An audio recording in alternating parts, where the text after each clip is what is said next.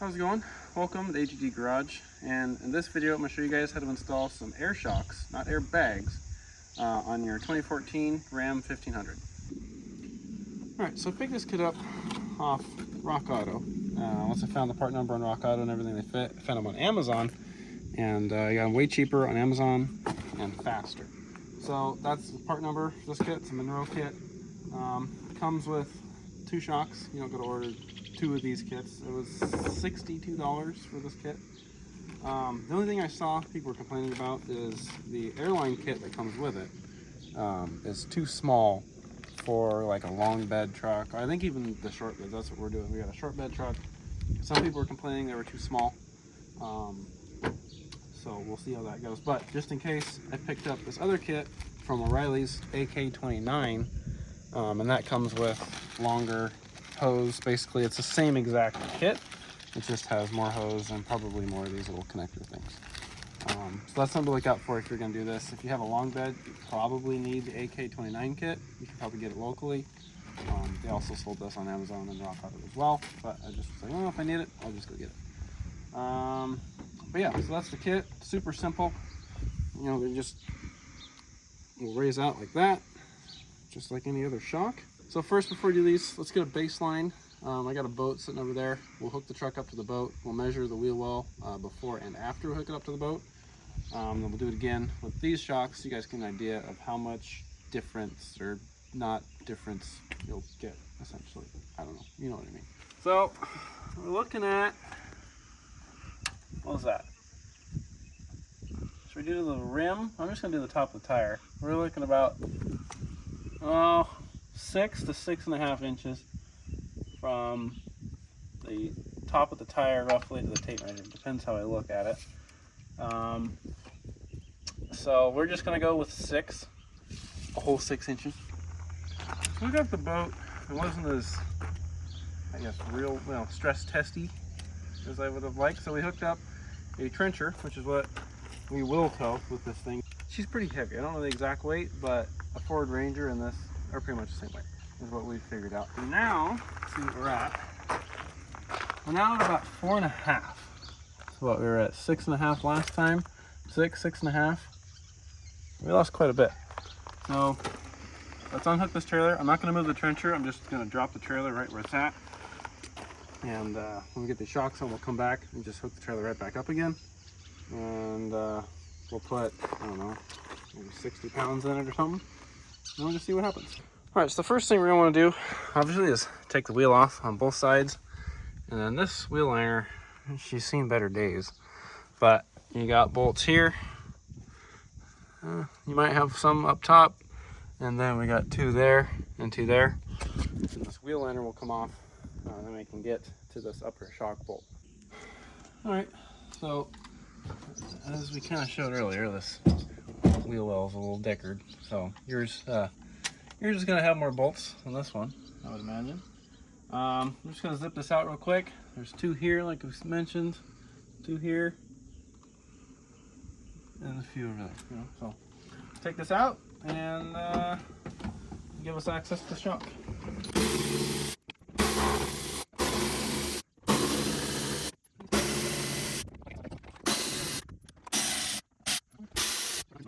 Loosened, and then you kind of just fight it and it'll break free.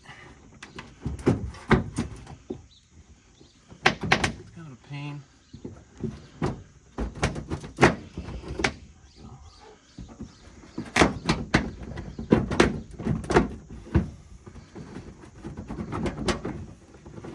Pull this down a little.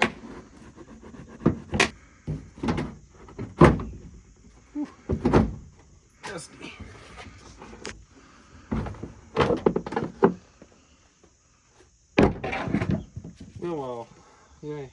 We got good access to this upper shock bolt, and the nut is on the underside of it, right back there. It's kind of tricky to get to, but I think we can get to it with a flexi ratchet. That's just Harbor Freight, or you can get a stubby wrench. I got a 22 on here. I think the actual size is 21. But the 22 seems to work decent because I don't have another 21.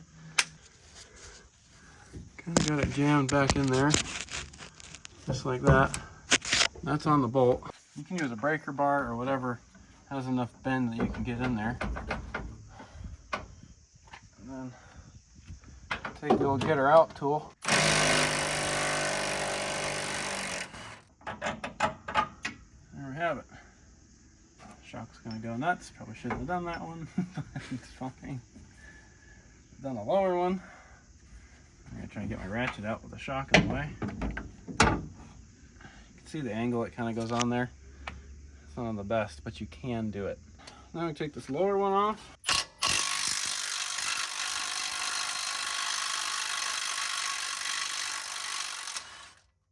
Alright, so we got some new air shock here. I'm going to leave the nipple of it pointed towards the back of the truck, so it's going to go in this way. Just to slide the bolt through on the top. These ones, you don't have to fight them like a regular shock. You can pull it down to wherever you want. I'm just going to do that. And I'll pull it down to where I need it.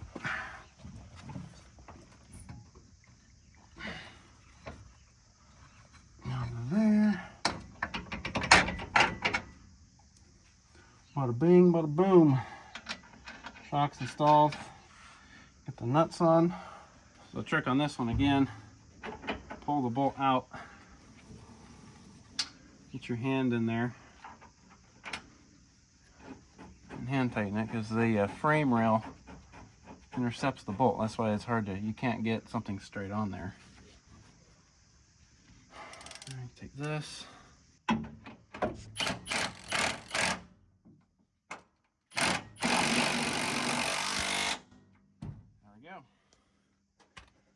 It's installed until it moves because you can see the frame kind of squeeze in and grab the pin on the shock.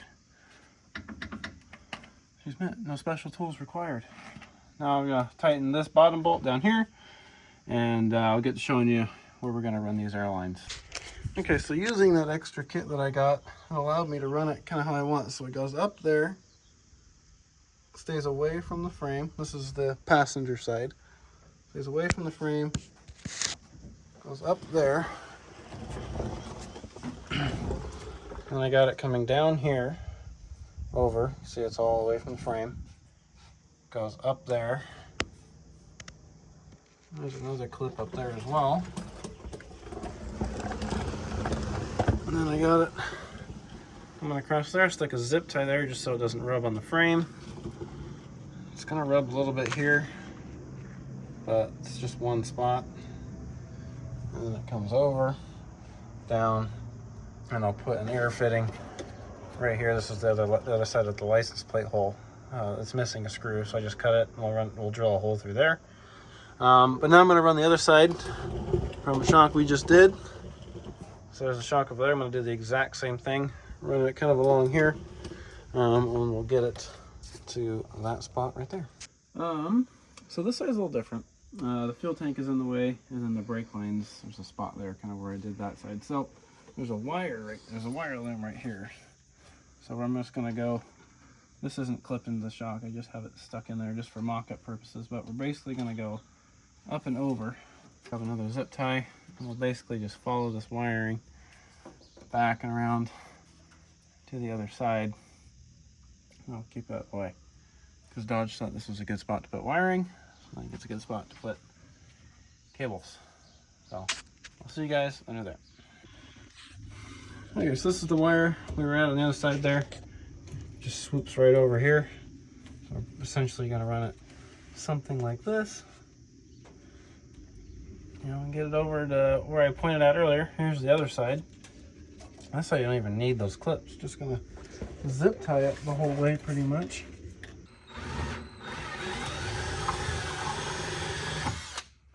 This is the valve stem thingy here.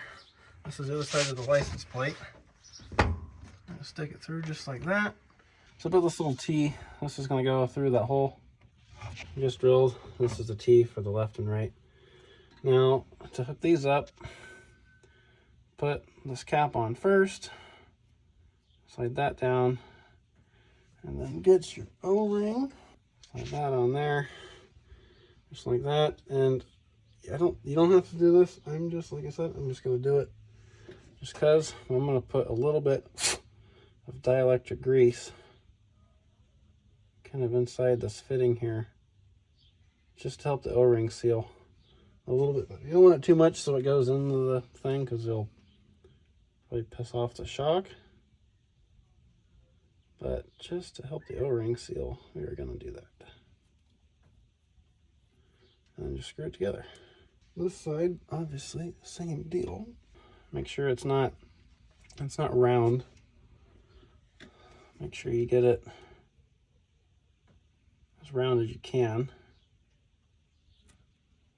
It's a little better if the camera can see that.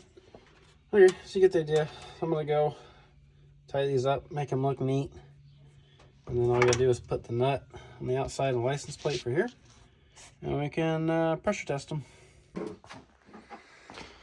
Okay, got that ran through right there. Now we're gonna shove the wheel liners back in. We check the shocks for leaks. We use some Windex, so that one doesn't leak, the other side, and those T's over there doesn't leak. So we're gonna throw the wheels back on. We'll measure it and we'll hook it back up to the trailer and see how well she does. Okay, got tires on. Figured we'd film just so you guys can see how much it moves, and we'll take an actual measurement in a second. See what she does.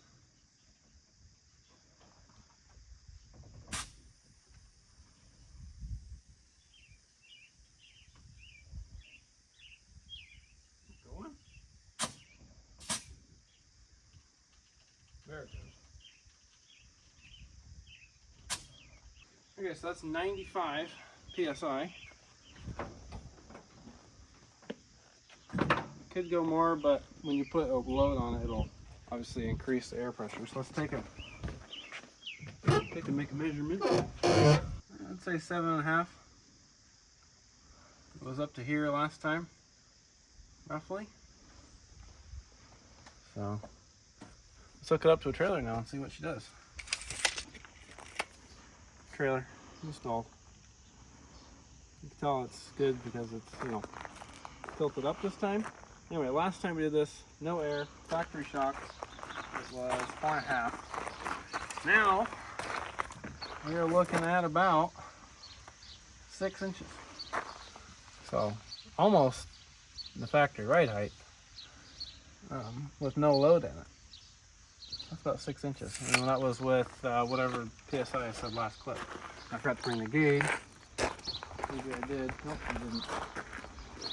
But yeah, and jumping on it, it's like going over bumps. I can't even get enough momentum to get the suspension to collapse. This thing is, I mean, she's sturdy.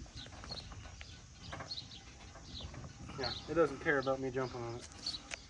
She's locked and loaded. Anyway, but see how long this lasts. If there's any issues before I get this video edited, I'll let you guys know.